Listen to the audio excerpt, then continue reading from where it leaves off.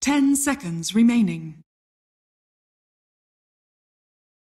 5 seconds remaining. Finals.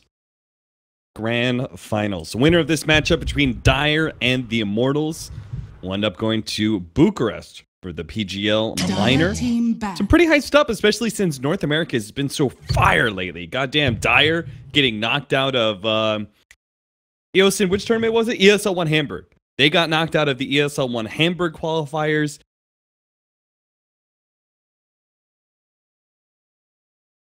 Ten seconds remaining. Radiant team pick.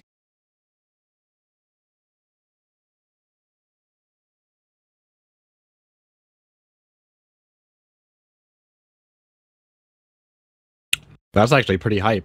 It's going to be a lot of rivalries going on in NA. I mean, I was casting EU, and so far it looks like Secret is just going to win everything at this rate. Aren't you glad that we brought you back to NA, EOSIN? I am. This is where so you belong, happy to be boy. on home turf. Dire team pick. All right. Shaker. We got a first pick Earthshaker. Ooh. I like it. Yeah? You think that hero is just good enough to always be picked up? Just as an opening pick, it's like versatile and strong enough that you could just always go with it? Dire team pick. Yeah, I think that's actually the case. I think Earthshaker just kind of is too versatile. That's basically the thing about Earthshaker. And I mean, I think he's like the best lockdown hero in the game, too. I can't really think of anyone who's better than him. Yeah.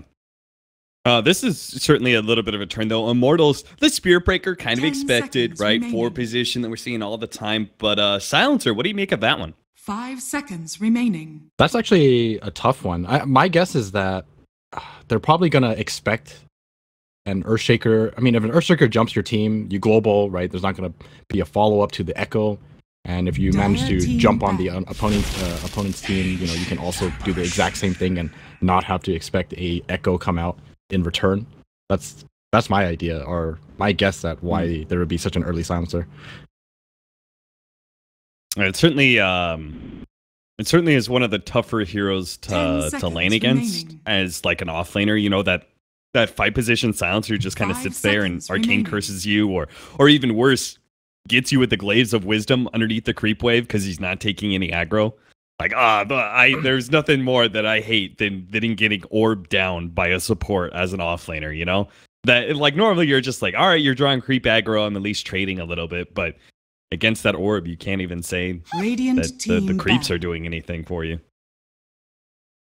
That nuke is actually the most annoying thing in this game, too. Because it's not something you actually keep in mind. You know, it's not like you're going to stop and not cast anything when you have that curse on you. And that thing adds up real fast. Do you ever see that clip of someone who, it was a pro game, and I know I was casting it too, and a team ended up, there was like some massive team fight, and then like the carry, and it was some like intelligence style carry that, you know, casts a lot of spells. He's trying to run back to base. They just won a fight remaining. on the enemy side of the map, and he's trying to run back to base, and the whole entire way 5 he's just seconds ticking. remaining. Ticking because he just casted so many spells, and he ends up dying in like front of his tier 3 tower after running all the way back from the enemy base because he just had too many arcane curse stacks on him. I think I've seen something similar, but it was with a bristleback. Yeah, oh yeah, bristleback. That's always fun. It just the never-ending arcane curse.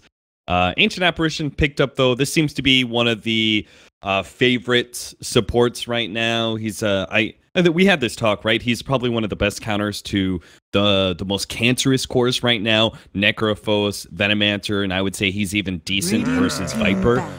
Despite the obvious magic damage defense, it's the percentage base that really cuts down some of those tanky heroes, right? Radiant team. Yep, definitely. And I speak for the team. it's just that his whole skill set is just so strong. I mean, you can do a lot of different things with him. I think I watched the game today. They first picked Ancient Apparition, and for the first time ever, one of the teams, it was Penta Sports. They just picked up CK like as a second pick because of AA, and they just ran down the off lane, tri lane, Chilling Touch, one Reality Rift, and it's like instant kill. Dire team pick. Abyssal Underlord.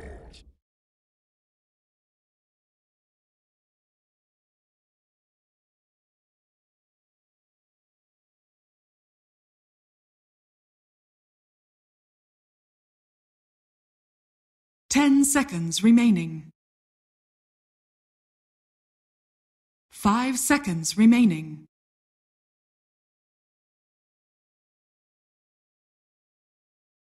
Over just the last couple of days. Oh, I think I know what you're talking about. I think Moo was playing Radiant team Underlord. It was Complexity versus Dire. Because I think CCNC was playing Sniper that game. Yeah, that's what it was. Yeah, Cole just beat Dire. That's the game option. Yeah. I don't know where the hell these heroes are coming from. Now we've got a Lifestealer, though I think that's more of a matchup, right? It's good versus 10 Underlord. seconds remaining. I don't actually know how good it is against Underlord. 5 seconds remaining. I mean, it's a tanky hero, right? So even if your physical damage is cut down a bit, you can, like that feast, that percentage-based damage isn't at least influenced by Underlord's, I can't think of what his aura is called right now, actually. The Atrophy aura. Yes, Atrophy aura, thank you. Oh, CK's going to be coming out. This hero has also been 10 seconds seeing some, remaining. actually been seeing quite a lot of play recently. 5 with seconds the remaining. AA being picked up all the time.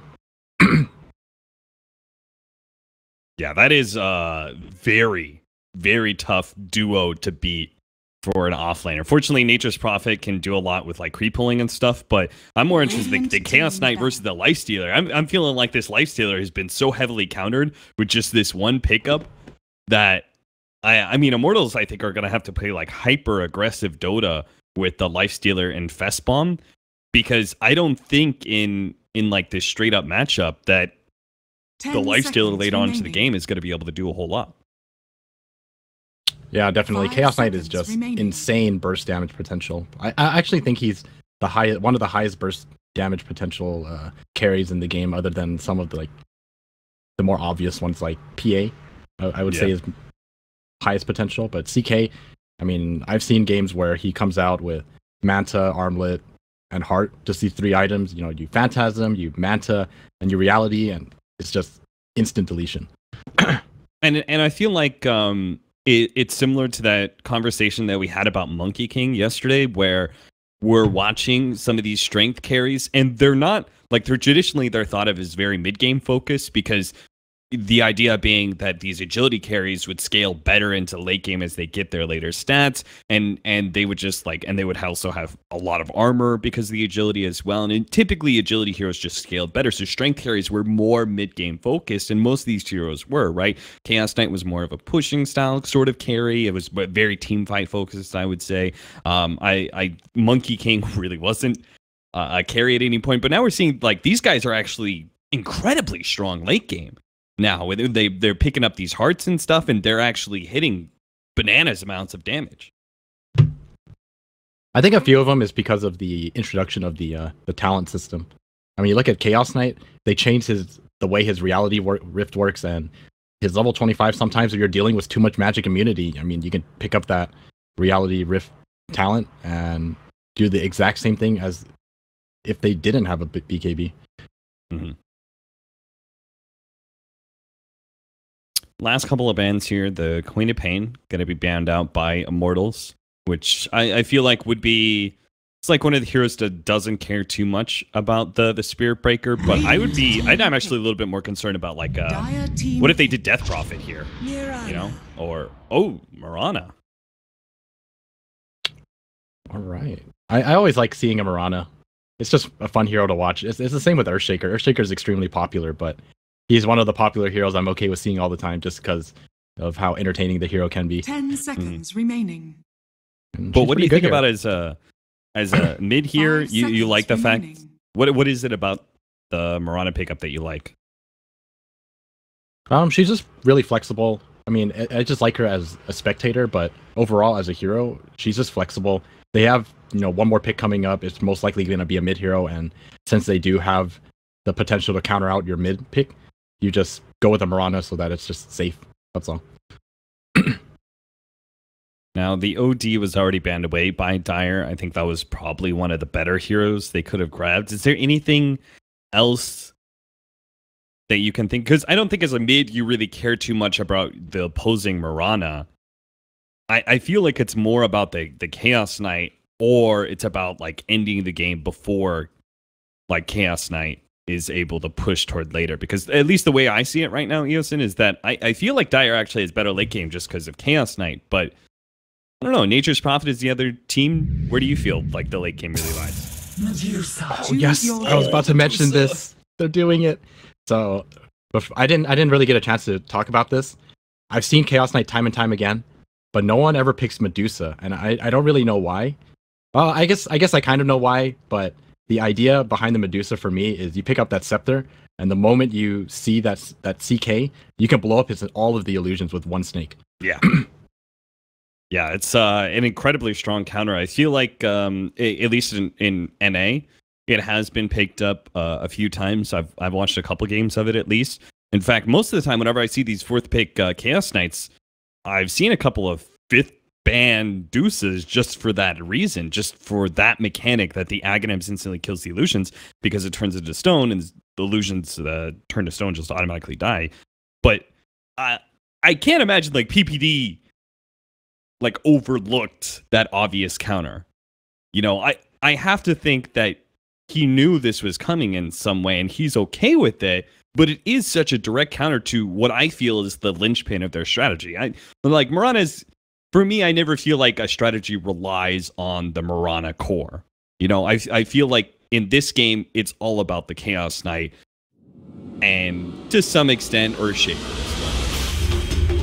Yeah, I definitely agree with you there, but I'm pretty sure the Dire are capable of playing around this. Even, I mean, on paper, this is definitely a counter, but like you said, I don't think that they're ones to overlook a counter like this. So I can definitely see them, you know, just playing around it. Maybe lock down the Medusa before you commit the Phantasm would be one way to do it. And does this shift the dynamic for you of this game? Because I definitely feel like now it's on Dire to be the aggressors and try and end this game before the Dusa gets too big and has that Aghanim Scepter to counter the Chaos Knight. I actually feel like they're in a decent spot. Oh, I gotta read these stats. Oh, they go away too quickly. Yeah, they actually do disappear. I couldn't even read it in time. I can tell you it's some indie song that Zai that most people probably haven't heard of, that Zai really likes. Dude, Zai I don't know, something about Zai, man. He's a very interesting guy. You know, he's so young and just there's a quiet intelligence about him, you know. Have you had much opportunity to talk to him? Yeah. Found a new love for kimchi with his new team, the Dire. Kimchi. Ah! Kimchi is great. You don't like it? You like kimchi? I like kimchi. I don't really like it. Not for me. Alright, so Immortals, they dodge the invasion here by the Dire. So the Dire are going to be running the Chaos Knight up top lane and the Underlord against the Lifestealer Silencer. Which team got the matchup that they preferred, Eosin? I think as long as if Immortals expect a aggro tri-lane, I'm just gonna assume that they're happy with what they have here. Furion's already doing some pulling shenanigans with the Treants, so he doesn't have to deal with the Chaos Knight lane, as we were talking about earlier. That's one of the really dangerous kill combos. The pull back with Cold Feet on, and then possibly a 2 or 3 second stun. It's a bad time for anybody. QO is actually going to have an arrow thrown onto him with no mana shield. He only has a Fairy Fire in his south to be able to work with here, and they do have the extra movement speed on him, so that will be the first blood. Great rotation by Misery, who gets a Fissure block and is looking for another one, but Febby realizes it. He is going to be hit still, and it looks like they're just going to right-click him down. PPD adding the extra damage there with a Chilling Touch allows them to easily clean up 2 kills in the mid lane before the minute marker. That is not how you want to start your laning phase. No. We won't even see late game Medusa if they keep up this kind of pressure. If she can't get her farm on, she's just useless. I'm looking at Zai. He's the Underlord faced up against the Silencer, Lifestealer. I can't imagine this is a lane that he should fare too poorly. I feel like it's one of those lanes. They don't have a stun, really, until Spirit Breaker comes around. So he shouldn't really die. He should maybe be forced out of the lane a couple times, but should be able to keep the deaths to a minimum while Nature's Prophet.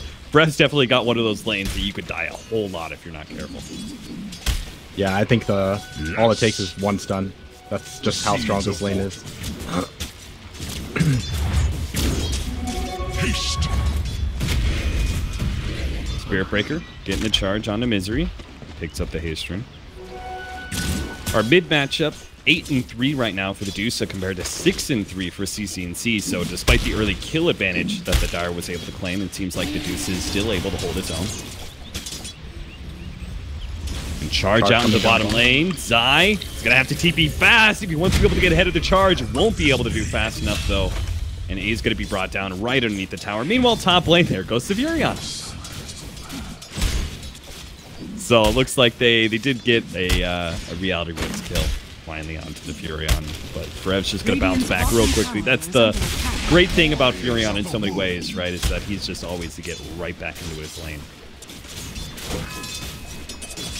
So when do you think all the action is going to start happening for these teams? I mean, right now, it's a lot of laning. It seems like most of the action is going to be on these poor offlaners who are just going to be dying over and over again. It seems like almost a contest between these two teams of who can kill the opposing offlaner more, as both of them have some pretty dangerous lanes. I would say that Dire, their timing is probably going to be around, like, I would say 30 minutes. I feel like most of the Chaos Knights come online about 15, 25 minutes and are able to kind of hit their peak at about 30 to 35.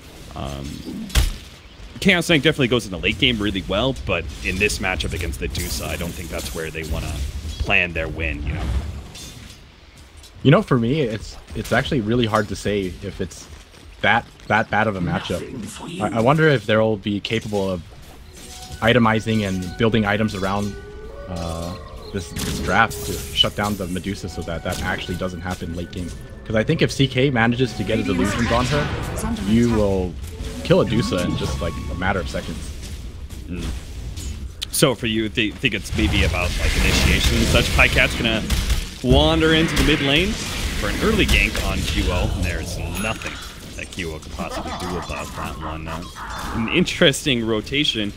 Maybe that's a little bit what you were talking about, Yosin, that Dire's going to put that extra bit of pressure on the Dusa just to keep her slowed down. Yeah, it's definitely a good start. It's right now, Immortals, their draft feels kind of greedy to me, and realistically speaking, I think it's only Febby who can really do anything around the map.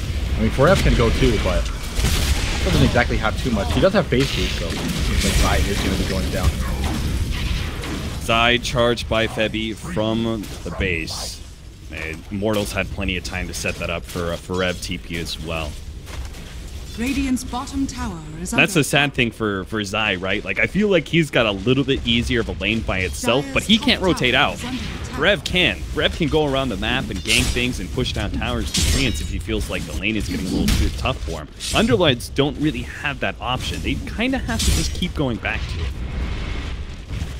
Yeah, that is definitely the case here. And, well, he does have a stack to work with down here, if he's allowed to get it. Doesn't look like anyone else is going to be stacking the top lane like that. Going for a kill onto him. They managed to get the bash as well, which allows the silence to be able to go through. Pycat is just going to be run down, it looks like, with the extra bit of help from the Orb of Venom slow on Febby. They are able to chase him away. Meanwhile, bottom lane, Zai's actually battling out with MP right now, with Misery sitting on the side, so they think they could actually do this one, but MP managed to run out of flames just in time before the rage grew out, and the Fisher was able to come down, but they're still going to try for it here. Misery trying to route MP from the side. He is able to get back to safety of his tower.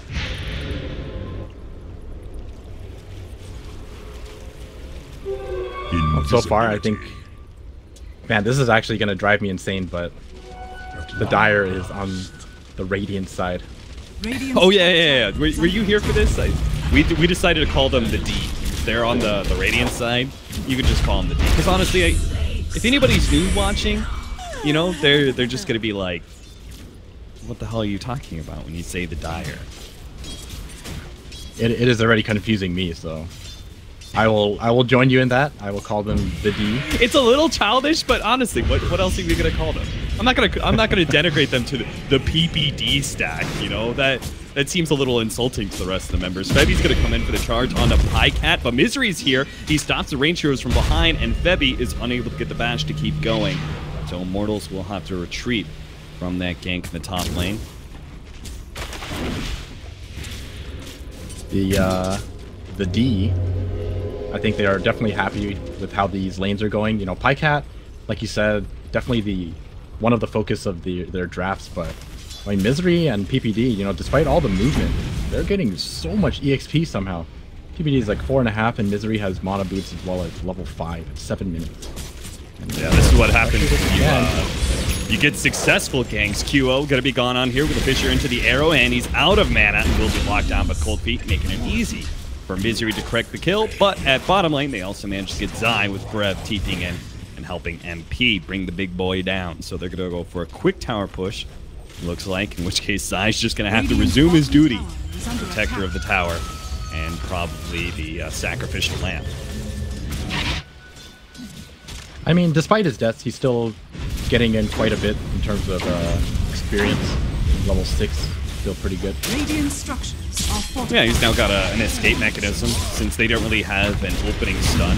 You know, even a charge would give Zai enough opportunity to get off Dark Rift, but they're really committing to this tower. They want to be able to take it now. Zai is actually going to go for the deny and go for the TP out. Misses out on the deny. Tries to get a couple of hits on MP before he exits stage left.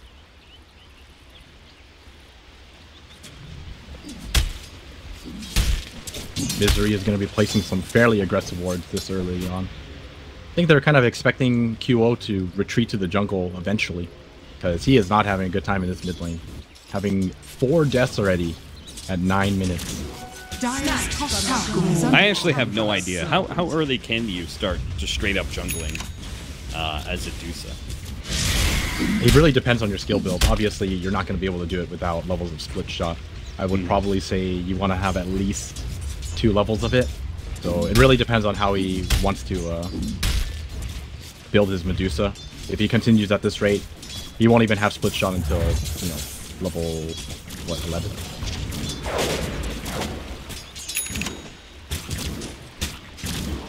Boy, CCNC is just really taking it to QO now.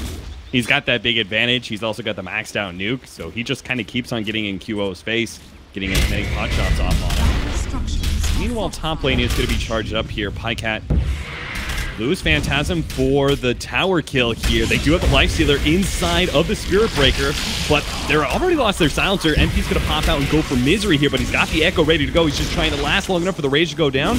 Doesn't look like he wants to pop it with the Moonlight Shadow, giving him the extra few seconds he needs. He tries to get back to the trees, goes for a TP, and Immortals aren't going to be able to catch that kill. NP maybe runs down PPD, but PPD actually has a TP up as well, so Immortals are going to get really nothing for that, except for in the mid lane. I have no idea how this happened, but Amarana ended up going down to Forev.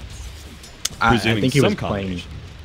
Yeah, I think he was playing up on QO, and Forev hitting that ulti. I don't even know if Forev was aiming for that. I think he was just trying to fight up top, but the ulti comes through, and a very much needed kill for QO on CCNC.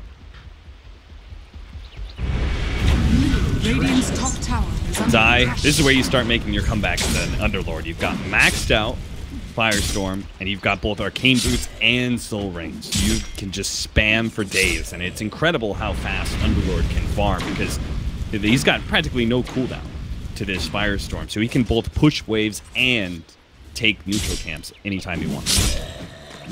Invisibility. We're going to start seeing that space given to him. A lot of the pressure is now gone from the bottom lane. Looks like Immortals want to focus on different objectives. Stolen. Are there stacks in the jungle? Bouncing snake. Ooh, that was a good hit. I guess Febby not really close enough to level 6, so I don't think they can really do this, but they think they can. CCNC does not have a leap, actually. That's on cooldown. They're going to be able to get the Mystic Snake onto him one more time, but the Global Silence is gone out. Dire unable to respond just yet. Finally, they'll go for the kill onto Febby. Immortals greatly overestimating their abilities to bring down the Piranha. CCNC managed to get far enough back that they actually get the kill on Immortals. 5-10 now as the D continue to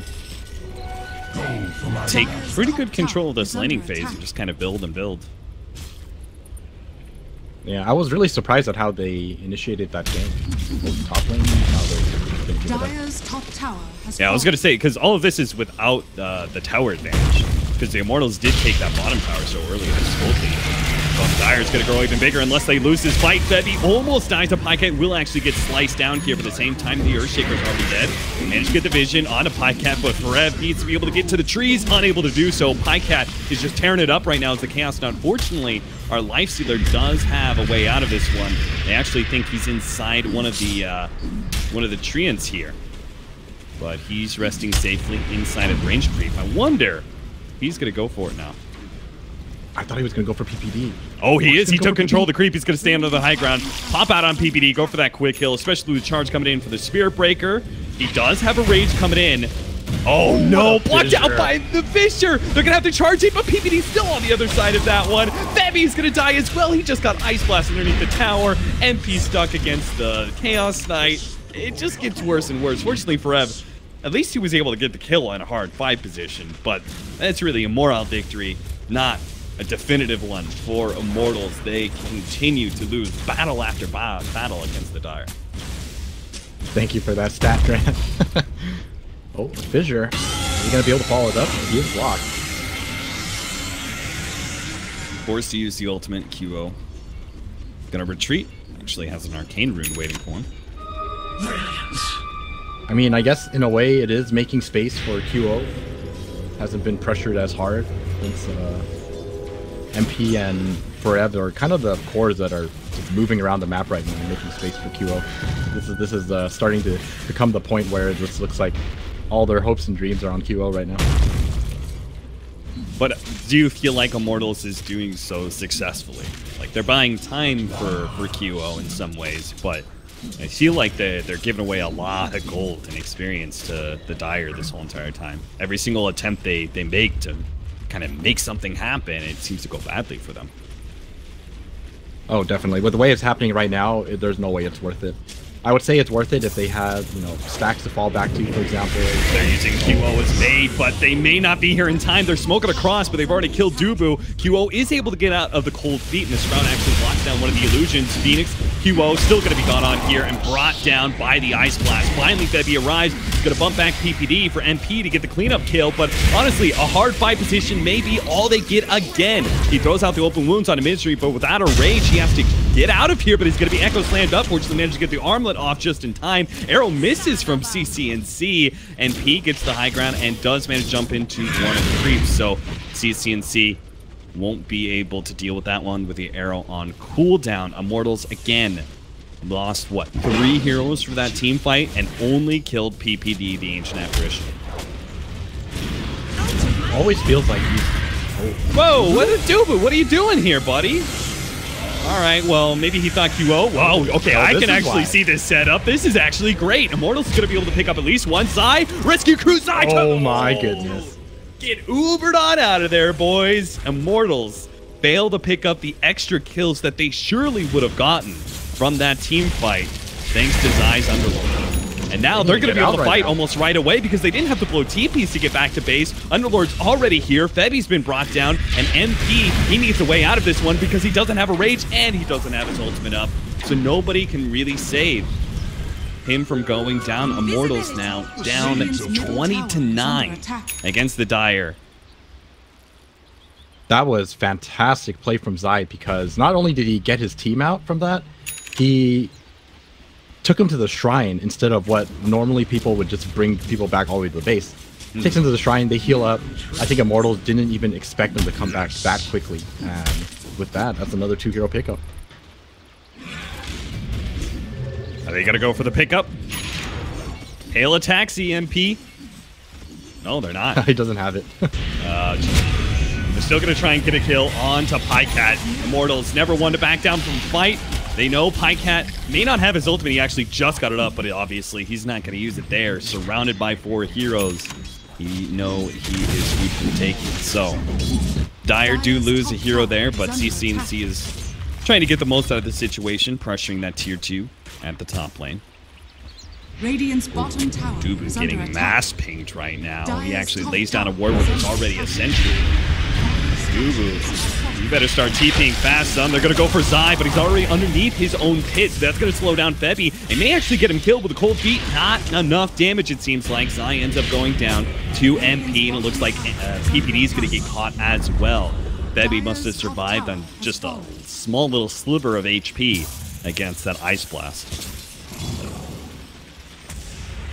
Well, Immortals are just doing immortal things right now. They lose engagement after engagement, and they don't back down. They continue to fight, and they make these pickoffs work. This next engagement, I don't know if it's going to go too well for them because they've got Blink Dagger up on Misery. The Echo Slam ready to go, but didn't find his opening as Immortals did back away.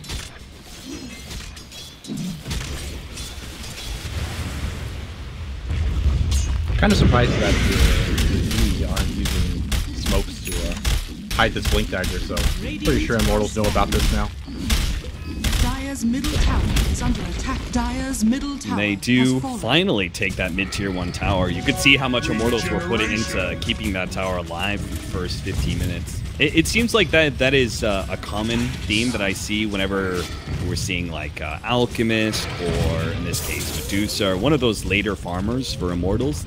They really feel like they want to keep that mid tower alive for 15 minutes, and then at a certain point they just cut it. And they're just like, all right, we can't defend this next push.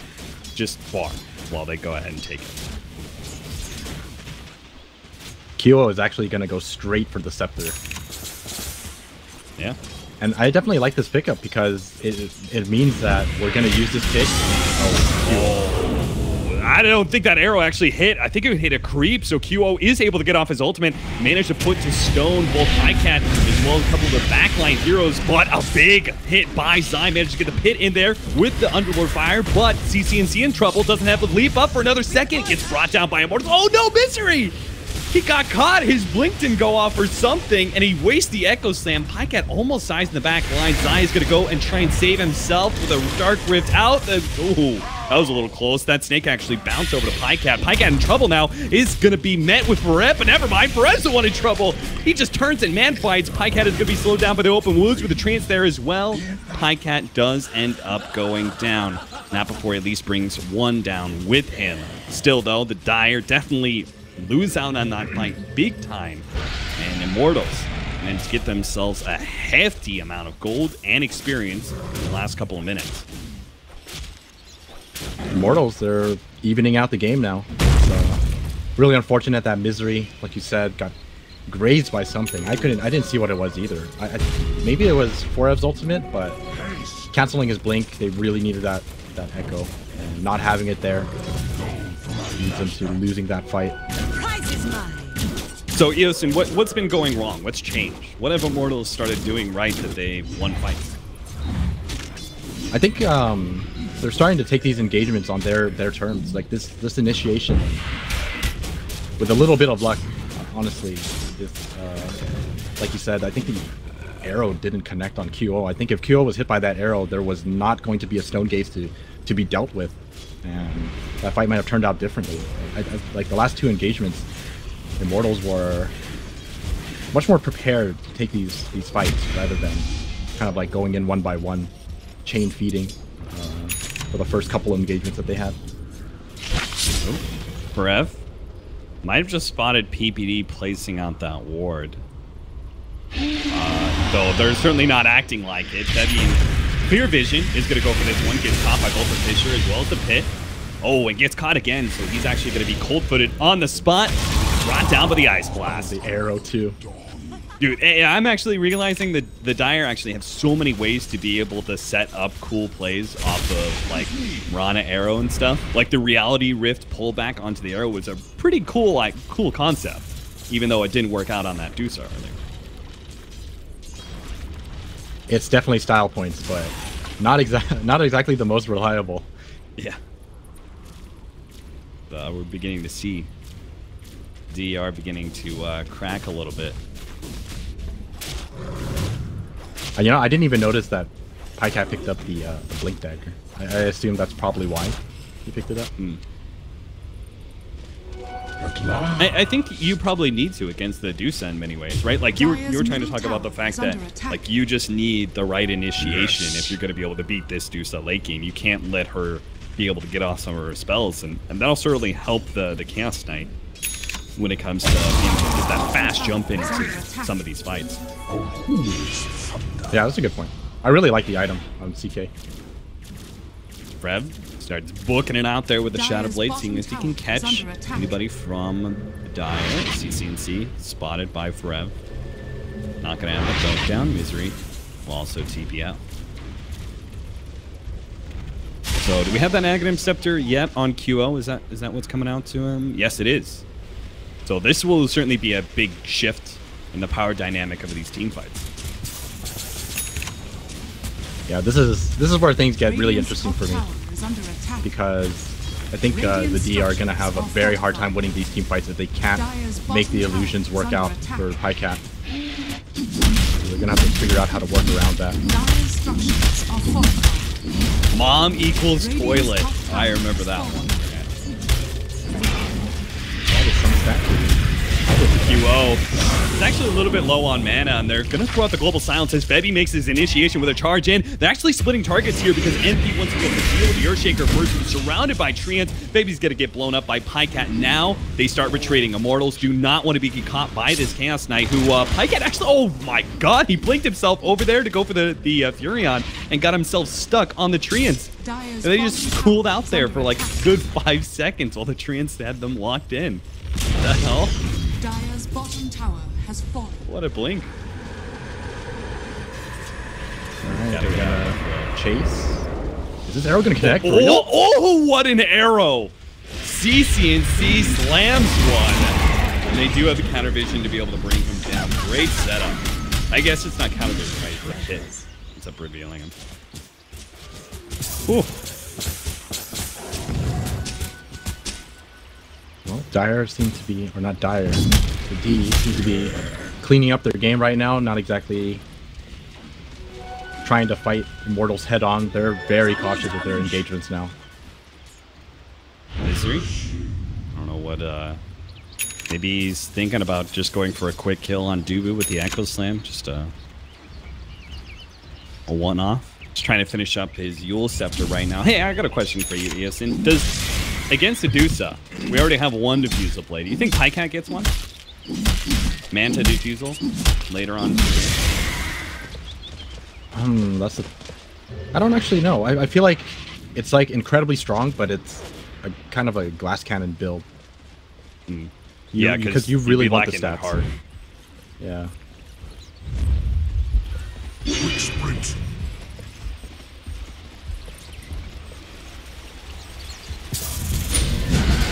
Alright, Roshan attempt for Immortals.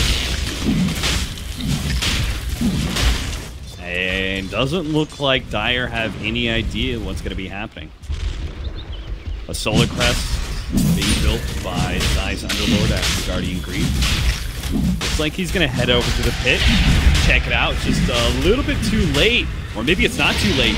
Roshan is going to go die there, but... Oh, okay. Dire not able to get any sort of arrow, Echo Slam, or any combination of spells off to be able to catch Immortals immediately after Roshan dies. So just have to give up that extra life for Immortals to lose. And QO starting to look decently strong now. Gonna pick up the Yasha, I believe. The prize is mine. Yasha.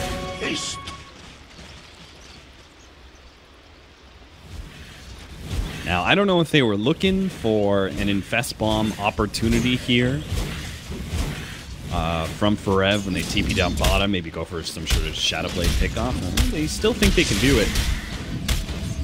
Forev gets a little bit closer, pops that Shadow Blade with the Orchid. They can make short work of pretty much any hero. I think even Pycat with about 2,000 HP with their armlet off would end up going down. Woo, completely missed that kill. Doesn't matter. Yeah, Febby was chasing Pycat actually. Oh no! The invis ran out! Okay, Forev does manage to get the Sprout out. Can he also get the TP before? No, Misery managed to get the stun out. So this is not one core, but possibly two. And all of a sudden, it's like a pinata, and it just rains out Lifestealer kills. They're probably so confused. Oh no, what happened in top lane? All of a sudden, Deuce is dead. She lost her Aegis against CCNC. Now he's going to be forced into using his ultimate. CCNC is going to hold him. Oh, tried to go for that arrow, but got locked into stone before he could get it off. I mean, I guess with that Diffusal Blade, CCNC does do a lot of damage. Yeah, Manta Diffusal. You can hit the right kind of arrow or something, Dire's just middle lay into tower that is Juicer. under attack. Mana's going to evaporate real quickly. He now taking control of the game again. Immortals kind of getting sloppy.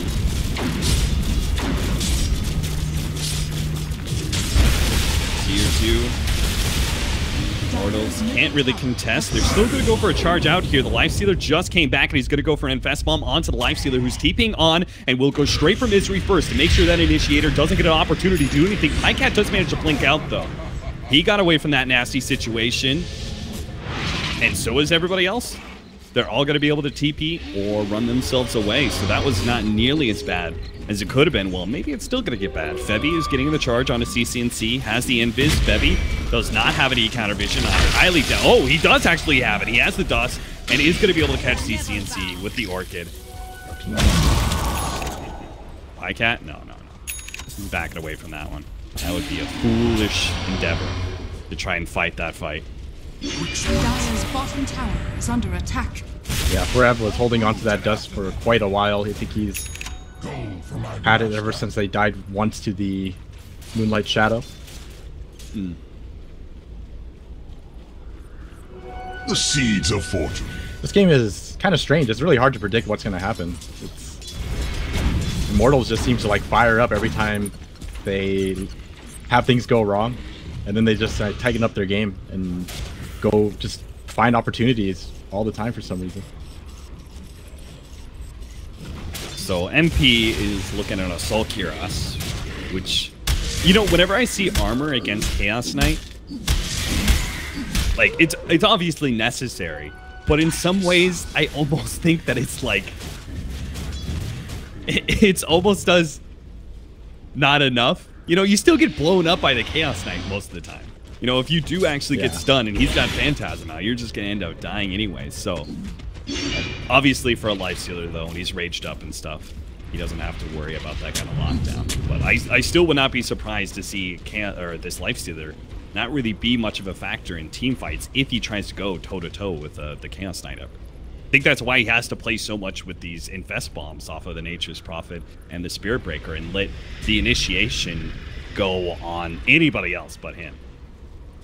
Yeah, I definitely agree with you on that, and I think it's just because of the way the hero works. You know, you look at Chaos Knight. He makes a bunch of images that do 100% of the damage. So when you pick up an AC, right, that's like one item, and for every damage item a CK picks up, it's like ×5. So it outscales your armor pickup like tremendously.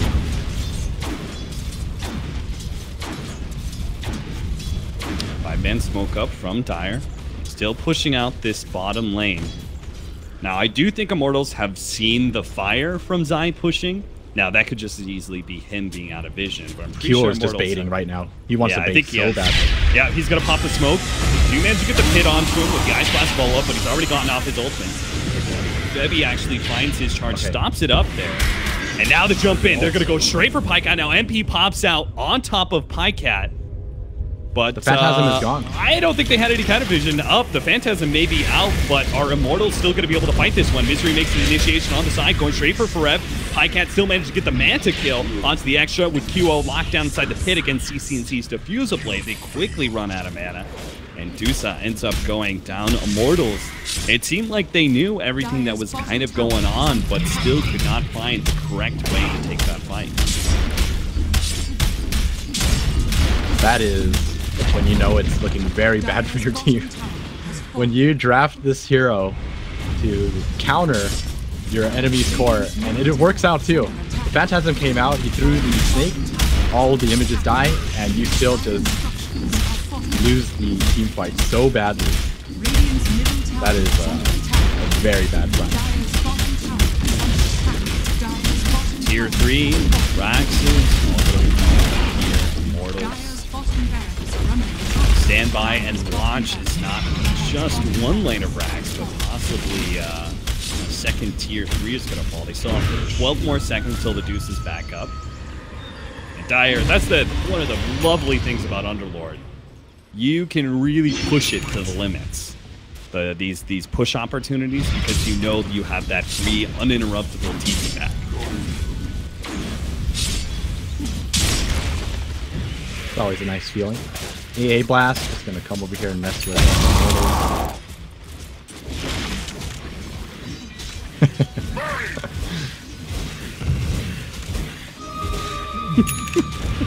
Why the hell can you put... Do they have, like, literally every single portrait in the game in those stats? Yeah, assume that's a yes. Ooh, QO. Link back there. We do have potential Roshan spawn time starting up here. So in just 30 seconds time, controlling that top half of the map is going to be pretty important for both teams. I think we're starting to see the issue with this Medusa build. I think, like, while it does get rid of the illusions, you still suffer overall from just not really doing any damage. I mean, do you think there's a build that would have suited better for this game? I think... what are some standard builds that we've seen? I think I've seen, like, Dragonlance into Manta, and then... Or, sorry, yeah, Dragonlance, Manta, Lincolns. I've seen some Mjolnirs. It's just a mixture of these items. I was gonna say Mjolnir is really I feel like the only item build that actually gives you real damage. Yeah, that's true. Dire's bottom shrine is under attack. We did just hit level 20 though for QO. I don't know if he was level 20 in that last engagement, but that is one of the more important talent levels for Adusa. Such a hefty upgrade in your mana shield. Plus 600 mana. Because it does seem like QO is still relatively squishy, just because he's so susceptible to the diffusal blade that CC&C has been able to pump into him time and time again. Well, let's see what he decides to go for next. It's starting to look like he needs armor himself, but I don't think he can go for that. I think Medusa just has to go all-out damage. They're just lacking way too much damage right now. Oh, what about the Blade Mail build? It was, I believe, originally created by Levy. At least that's the first time I saw it. Early Blade Mail, just to kind of pad those stats a little bit, maybe would have helped him in some of those earlier games that we saw. I definitely like the build, but I don't play the hero enough to know when it's actually good or not. Dire's top shrine has fallen.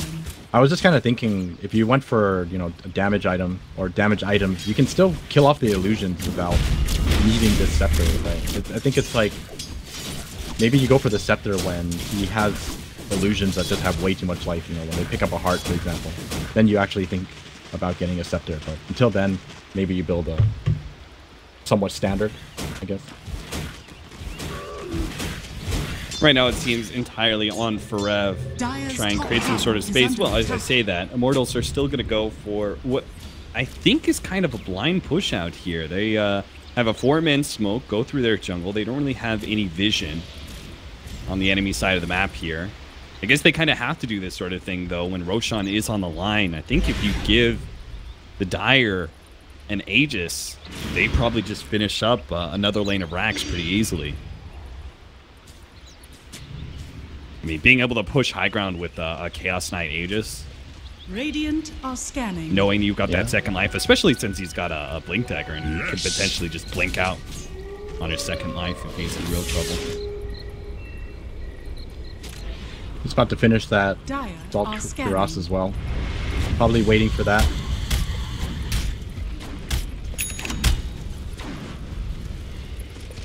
Side's playing very cautiously right now.